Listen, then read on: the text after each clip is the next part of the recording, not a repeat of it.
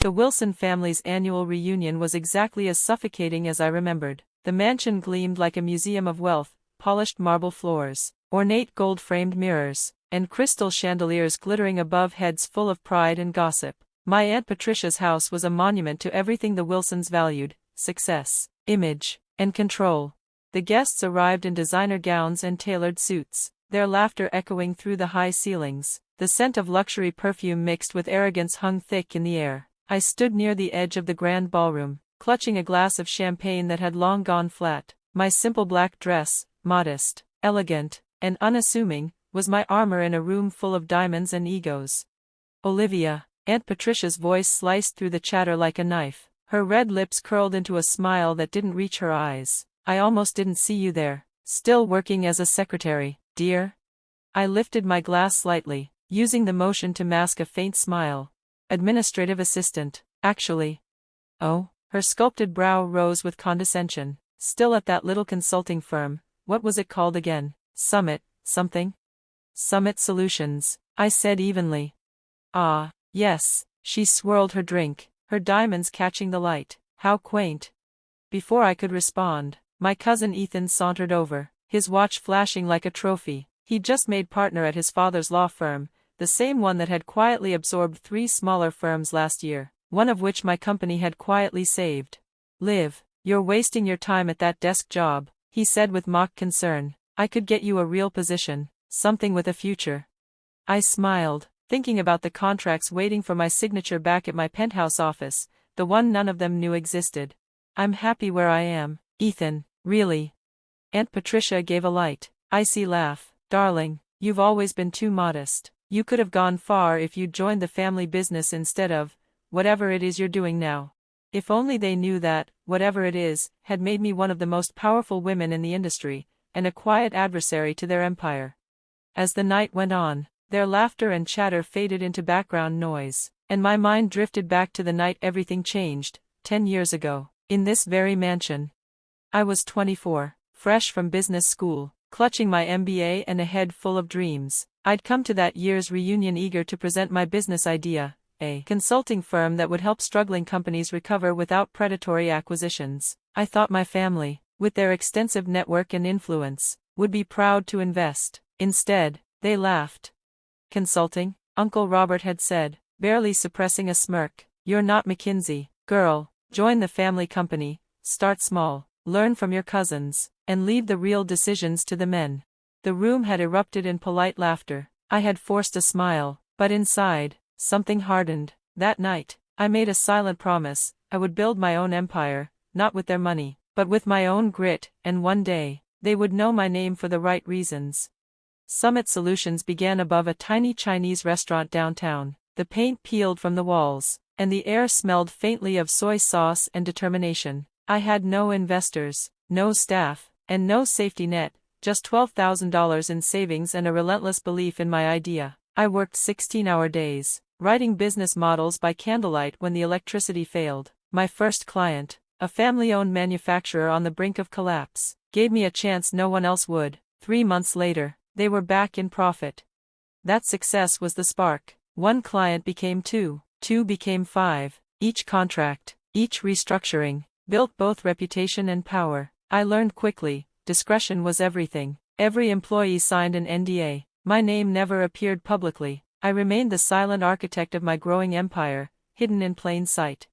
Meanwhile, my family's empire, Wilson Ventures, kept swallowing smaller companies whole, destroying livelihoods for profit. More than once, I found myself saving companies from their clutches. Ironically, they never realized their biggest competitor was sitting across from them at Thanksgiving dinners and reunions, quietly nodding through their boasts.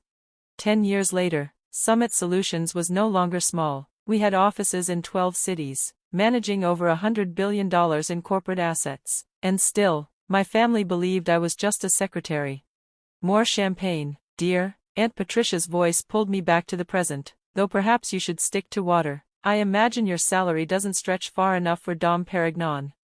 I accepted the glass with a calm smile. "Thank you, Aunt Patricia. How's Uncle Robert's latest acquisition? Williams Manufacturing, wasn't it?"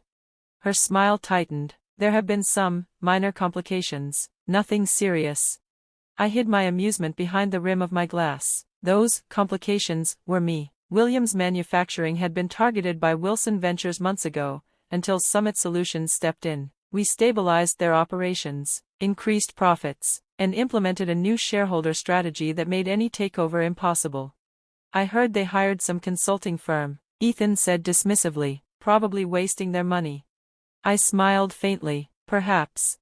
Then my phone buzzed, a message from my assistant. Emergency meeting tomorrow, 9 a.m. Wilson Ventures requesting merger discussion. Urgent. The irony hit me like a spark. Tomorrow, the same family who'd laughed me out of a room would walk into mine, hoping for mercy. I finished my drink and set the glass down. Excuse me, I said lightly, I have an early meeting tomorrow. Oh? Aunt Patricia asked, taking notes for someone important? Something like that, I said, and turned to leave, savoring the moment. The next morning, the elevator doors opened to the top floor of Summit Solutions. The walls were glass, the city stretched below like a glittering map, and my name, Olivia Wilson, CEO, gleamed discreetly on the frosted glass outside my office. Gone was the simple black dress. I wore a navy Chanel suit, my hair swept into a sleek bun, every detail sharp and deliberate. My assistant, Maya, met me at the door with her tablet. They're here, she said with a knowing grin. Your uncle, cousins, and Aunt Patricia, they're waiting in the main conference room. I smiled. Perfect. Have they been served coffee? Your aunt complained that no one offered it. I told her the administrative assistant would be in shortly. Excellent, I said, suppressing a laugh. As I walked down the hallway, their voices carried faintly through the glass, confident, entitled, oblivious, the same voices that had dismissed me 10 years ago. I straightened my shoulders and pushed open the door. Uncle Robert sat at the head of the table. Ethan and James flanked him, their laptops open, their faces smug. Aunt Patricia leaned back, inspecting her manicure. On the opposite side sat Mr. Harrison, the CEO of Williams Manufacturing, my client, looking both nervous and relieved. Aunt Patricia was the first to speak. Finally, we've been waiting for. She froze mid-sentence. Olivia, what are you doing here, and why aren't you bringing coffee? I walked to the head of the table, directly opposite my uncle, and placed my folder down. I don't serve coffee anymore, Aunt Patricia, I said evenly. In fact, I never really did. Uncle Robert frowned. Where's Summit's CEO? We were promised a meeting with someone who could make decisions. You are, I replied, sitting down. I'm the CEO of Summit Solutions. For a moment, no one spoke. The silence was delicious. Ethan blinked. You're joking. I tapped the folder. Not at all. Every major restructuring Summit Solutions has handled, every company you failed to acquire, was under my leadership. Aunt Patricia's lips parted in disbelief. But, you're exactly what you thought I was. I finished softly. Invisible, insignificant, that's what made it easy. Maya entered quietly and handed out the contracts. These documents outline the conditions under which Summit Solutions will consider Wilson Ventures' merger proposal. I explained. Consider, not approve. Mr. Harrison straightened in his chair, his confidence returning under my steady gaze. Of course, he said, Summit's reputation is unmatched. When Wilson Ventures initiated their hostile takeover, our company was weeks away from collapse. Summit stepped in and, well, they didn't just save us, they rebuilt us. We've seen a 47% profit increase since implementing their restructuring plan. James's jaw dropped. Wait, the restructuring plan that ruined our acquisition attempt, that was you? Among others, I said, counting on my fingers as memories surfaced like carefully catalogued victories. Peterson Electronics, your bid fell through right after we stepped in. Maritime Shipping, you underbid after our analysis exposed their hidden assets. The Davidson Group, you nearly bought them out before their turnaround. That was Summit too. I leaned forward, meeting my uncle's thunderous glare. For 10 years, I've been quietly dismantling every predatory acquisition attempt your company made.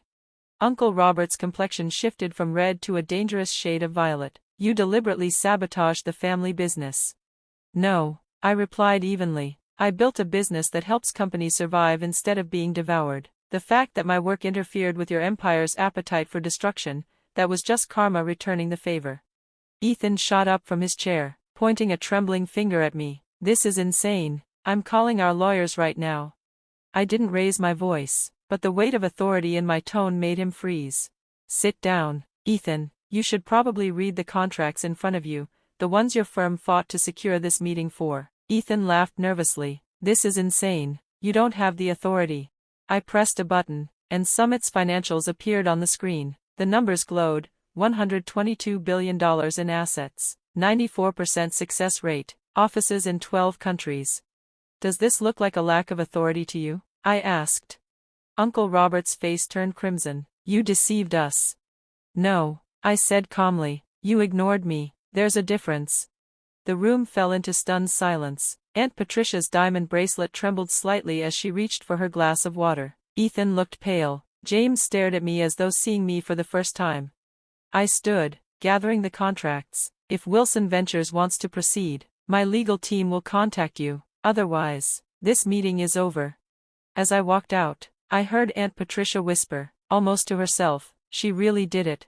Maya caught up to me outside the door, her eyes bright. You enjoyed that, didn't you? I smiled, glancing back through the glass at my stunned family. Let's just say, I said, it's been a long time coming. I turned to Mr. Harrison, my tone calm but deliberate. Would you like to explain to my family why you chose Summit Solutions over Wilson Ventures' original offer? He hesitated, confusion turning to dawning horror as he flipped through the pages. I smiled faintly. That's right, your firm's biggest client this fiscal year, the one paying your six-figure retainer, was me. Gasps rippled through the room. Maya stepped forward, her heels clicking sharply on the polished marble as she laid another folder on the table. This, she said, is a summary of Summit Solutions' current market position and liquid assets. As you'll see, Summit now holds enough capital to acquire controlling interest in Wilson Ventures, if we decide it's worth our time. The silence was broken only by the faint hum of the overhead lights. Aunt Patricia's hand trembled as she reached for her glass. James frantically cross-checked the numbers on his tablet. Ethan sat down hard, color draining from his face. This is blackmail, Uncle Robert finally growled. No, I said, standing. This is business, the very kind you claimed I'd never be capable of understanding. I smoothed the front of my suit, letting the moment settle like the final note of a symphony. You have until 5 p.m. to review the merger terms. They're generous. If you decline, Summit begins purchasing Wilson Ventures stock first thing tomorrow. I paused at the door and turned back, smiling just enough to twist the knife gently. Oh, and Aunt Patricia, that champagne you offered me last night, I own the vineyard that produces it, bought it last year, and that coffee you complained about this morning, that chain belongs to me too. I let the smile linger. Turns out my salary leaves plenty of room for expensive tastes. I left them frozen in silence, a tableau of disbelief and regret. Back in my private office, the city skyline stretched endlessly beyond the floor-to-ceiling windows. I let out a long breath, the adrenaline ebbing away. 10 years of quiet strategy, 10 years of letting them underestimate me, had finally come full circle. Maya entered, carrying my favorite roast in a porcelain mug. The aroma filled the air. Worth the wait? She asked softly. I smiled, cradling the cup. Every second.